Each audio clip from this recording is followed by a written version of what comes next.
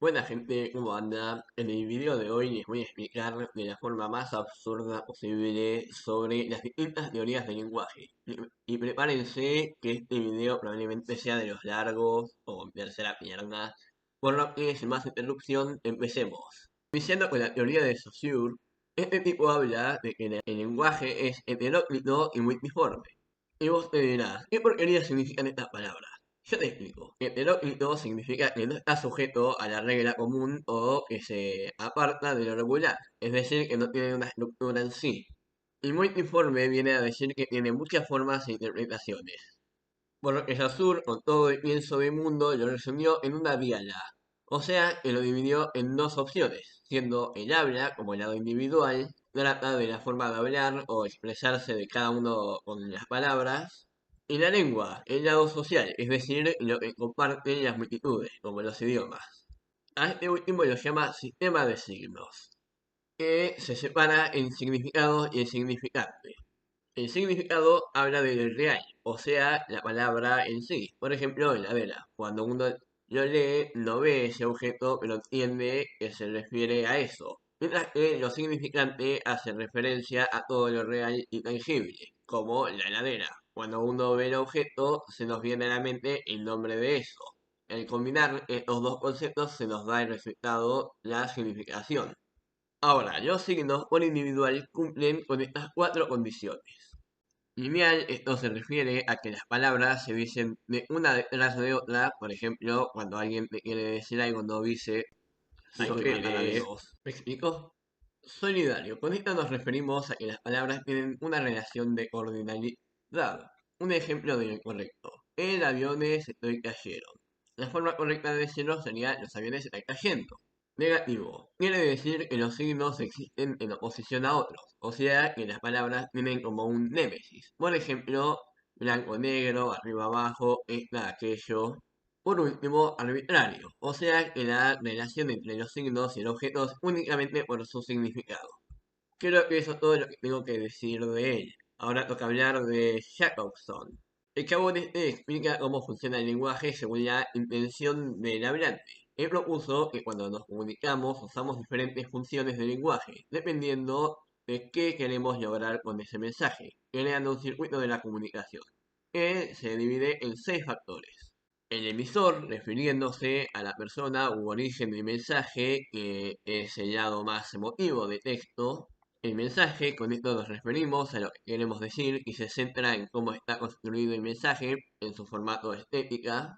También está el canal. Trata del medio por el que se comunica, ya sea oral o escrito. Y para probar que el canal de comunicación funciona, se usa la función fática. Luego sigue el contexto, es la situación o el tema del que se habla y sirve para informar o explicar algo sobre la realidad. Esto nos lleva al código, siendo el idioma que se usa y es empleado cuando hablamos del propio lenguaje. Por último, el receptor, quien es el que escucha. Estos dos tipos que hablé recién serían los primeros pensadores de la lingüística. Los siguientes filósofos pensadores de un IQ superior al que tengo yo son, en primer lugar, Terry Crews. Ese no, quise decir Terry Eagleton, quien propuso, en base a lo anterior, la idea de la cultura de masas. Él habla que la literatura es una forma de escritura vinculada al arte y no es una entidad estable. Este último significa que el concepto sobre qué obra pertenece a la literatura va cambiando y ocupa un lugar importante en la cultura de la región. Para esto, descarta estas definiciones tradicionales. El primero dice que una obra literaria no depende de la voluntad del autor, sino que va a depender de la opinión del público, para ser considerada como una obra. El segundo trata del uso del lenguaje. A esto nos referimos a la forma de expresarse del autor, ya sea si es agradable el vocabulario o no. Para el último, habla de la voluntad del autor a escribir algo. A esto me refiero a si quería escribir en ese momento o se lo obligaron. El segundo genio quien sigue esta idea es Humberto Eco, que propuso la teoría de la recepción. Para esto usó la estructura ya anteriormente dicha de Saussure y Jacobson, pero agregó que la cultura de masa se divide en dos grupos de lectores. Los apocalípticos, quienes opinan que la globalización de culturas es innecesaria e inútil, justificándose de que las personas no estarían interesadas en aprender una cultura ajena a pesar de tenerla en la mano. mientras que los integradores dicen que es útil el compartir información de sus ideas o culturas ya que permite al mundo conocer y a interesarse en algo que desconocían, expansión del conocimiento. Ahora toca hablar de Maxi Thomas, quien da la idea de la literatura blanda o también llamada mala literatura, que trata sobre los productos literarios hechos para agradar al mercado o a la agenda social del momento. Se caracteriza por repetir fórmulas al momento de explicar un producto, explota continuamente el recurso emocional para así atraer la atención del lector hablando continuamente de yo, y va en búsqueda de un producto comercial. El siguiente loquito de que tuve que estudiar fue Foucault. Él sostenía la idea de que la literatura no es algo natural o eterno, sino una categoría que cambia según la época y las instituciones. Lo que hoy llamamos literatura en otro periodo pudo no haberlo sido. Para esto divide los conceptos anteriormente dichos en tres tipos. El primero es el lenguaje, en el cual sostiene la idea de Saussure que vimos antes.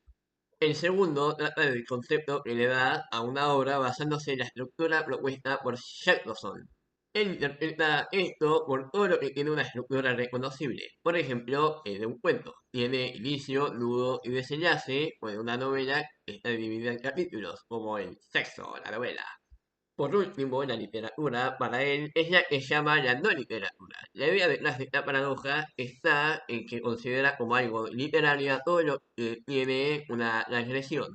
O, en otras palabras, es toda obra que sufre un cambio. Por ejemplo, Edward Packard, que inventó el concepto de los libros Elige tu propia aventura, cuando los publicó al tener un formato diferente a los demás libros, no fue considerado en el momento por el público como algo literario.